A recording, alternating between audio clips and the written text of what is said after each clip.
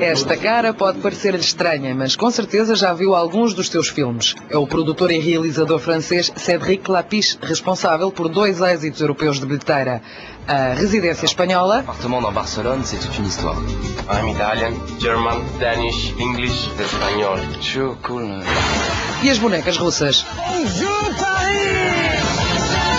Estes 2 filmes foram fundamentais para a promoção do programa europeu Erasmus. Com o Festival Internacional de Cannes a decorrer, maio é um mês forte em cinema. Em entrevista à Euronews, Clapiche explica como está a 7ª arte na Europa.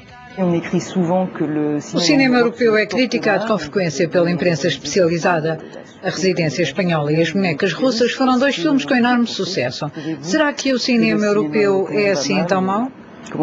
Alors déjà, si on se situe dans une espèce de regard mondial... Temos que ver as coisas de uma perspectiva mundial e aí o cinema europeu é bastante forte. Não há muitos lugares no mundo que têm produção cinematográfica. Os Estados Unidos têm, a Ásia também e a Europa também. E podemos de facto falar de uma realidade que é o cinema europeu, pois existem nomes como Kaurismäki, como Almodóvar, há o novo cinema alemão, o novo cinema espanhol, há muita coisa a ser feita. No entanto, há problemas. Por exemplo, o cinema viaja pouco. Quer isto dizer que nós franceses vemos muito pouco cinema alemão, espanhol, escandinavo ou da Europa de Leste. Em Inglaterra, são exibidos cerca de 80% a 90% de filmes americanos. Há só 10% de filmes ingleses e resta meio por cento ou 1% para o cinema do resto do mundo. A situação é um pouco caricatural, mas é uma realidade cada vez mais evidente na Europa e é raro aparecer um filme europeu com sucesso na Europa. En Europe, c'est vrai que c'est assez rare d'avoir un film européen qui marche en Europe, quoi. Mas há políticas europeias de promoção do cinema, há subsídios. O que é que falta fazer, afinal? Le résultat n'est pas là, en tout cas. Bom, uma vez que os resultados são maus, então as políticas não devem ser as mais corretas. No dia-a-dia, as ajudas são muito escassas. Os cinemas do GC criaram um dia europeu onde passam 27 filmes, mas é apenas um dia no ano inteiro. Nunca vimos filmes malteses, albaneses ou polacos, por exemplo. A impressão que dá é que há muito dinheiro para o cinema europeu. Eu, pessoalmente, não beneficiei de qualquer subsídio, nem para a Residência Espanhola, nem para As Bonecas Russas. A sensação que tenho é que o dinheiro está mal distribuído e não sei muito bem para onde ele vai.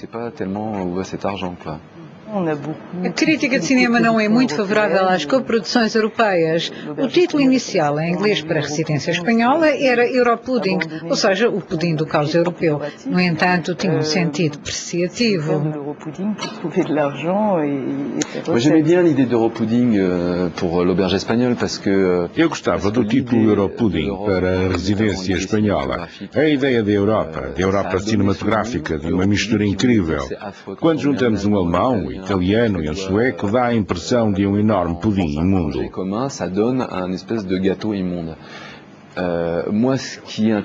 O que é interessante na Europa, e foi isso que tentei mostrar com a Residência Espanhola, é que temos Estados tão diferentes uns dos outros, somos muito próximos, mas há de facto uma diversidade enorme entre a Europa do Sul, a Europa do Norte ou do Leste, e temos dificuldade em coexistir ao mesmo tempo. Costumo usar a expressão em antagonismo aos Estados Unidos. A Europa é os Estados desunidos. A nossa riqueza é não termos uma língua comum e isso não está a ser aproveitado. As culturas são opostas, tentamos fazer algo em comum, mas é esse em comum que ainda não existe. Então o cinema europeu, na sua opinião, está a começar a existir ou não existe de todo? En fait, il existe, mais on ne le sait pas. C'est-à-dire que moi, j'ai compris que j'étais européen quand j'étais aux États-Unis. Bom, ele existe, nós é que não sabemos que ele existe. Passo a explicar. Eu compreendi que era europeu quando fui aos Estados Unidos. Vivendo 2 anos em Nova Iorque, compreendi que estava próximo dos russos, próximo dos italianos, próximo dos alemães e antes não sabia. Funcionamos muito com clichês culturais, quer dizer, em Espanha temos as corridas e o flamenco, em Itália o spaghetti. Mas nada de muito mais profundo. Um francês sabe quem é Don Quixote é ao Shakespeare. Essa cultura existe e é partilhada. Para um americano, falar em cinema europeu é falar num filme alemão, italiano ou francês. Há algo em comum e a verdade é que não nos damos conta. Un film allemand, un film italien, un film français, il y a un truc commun. Et nous, on s'en rend pas compte, en fait. Costuma filmar mais fora de França. É um desafio? Oui, parce que c'est vrai que là, en faisant l'auberge espagnole et les poupées russes, Sim, para fazer a residência espanhola e as bonecas russas tive de me colocar questões sobre a Europa, uma vez que filmei em Londres, São Petersburgo e Barcelona.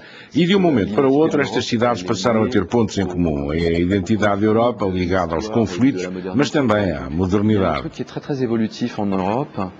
Et E depois há algo na Europa que está em evolução. Eu dei aulas na Alemanha recentemente e senti até que ponto o cinema pode melhorar e ganhar força. Da mesma maneira que o cinema dinamarquês não era grande coisa até aparecer alguém como Lars von Trier e os cineastas da geração do realizador. As produções nacionais têm potencial, pois de um instante para o outro há uma pessoa, duas ou três, que dão o pontapé de partida para qualquer coisa. Il y a des cinématographies nationales qui peuvent exister parce que d'un coup, il y a 3 personnes, une personne qui fait redémarrer quelque chose. Donc, o cinema europeu está, portanto, vivo. É ao nível comercial que essa vivacidade se perde. Finalement assez vivant, il est juste pas assez vivant commercialement, quoi. E acredita que com a evolução tecnológica, o digital, a internet, pensa que as dificuldades comerciais podem ser ultrapassadas?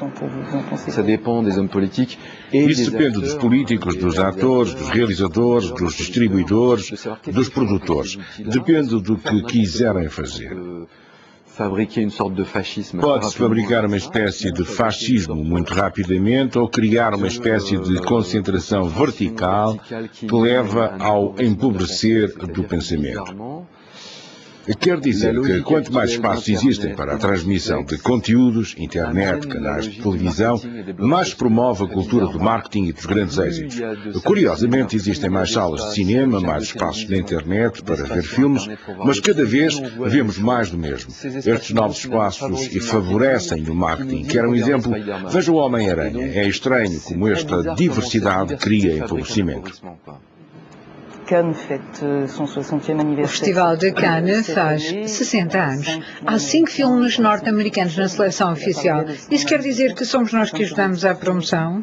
Il faut reconnaître que le cinéma américain, pour moi, est le plus fort au monde actuellement. Je déplore... Reconheço que o cinema americano é o mais forte do mundo neste momento. O que eu critico é que promovemos tudo, o bom e o mau. Se eliminássemos os maus filmes americanos, havia mais espaço para a produção europeia. No entanto, também se faz bom cinema americano, com homens como Clint Eastwood, David Lynch, Jarmusch, os irmãos Coen, o cinema jovem e independente. Não parece nada estranho que Cannes tenha uma forte representação norte-americana.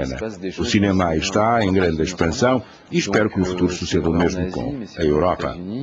Et puis j'espère que c'est vrai en Europe aussi, quoi. Merci beaucoup.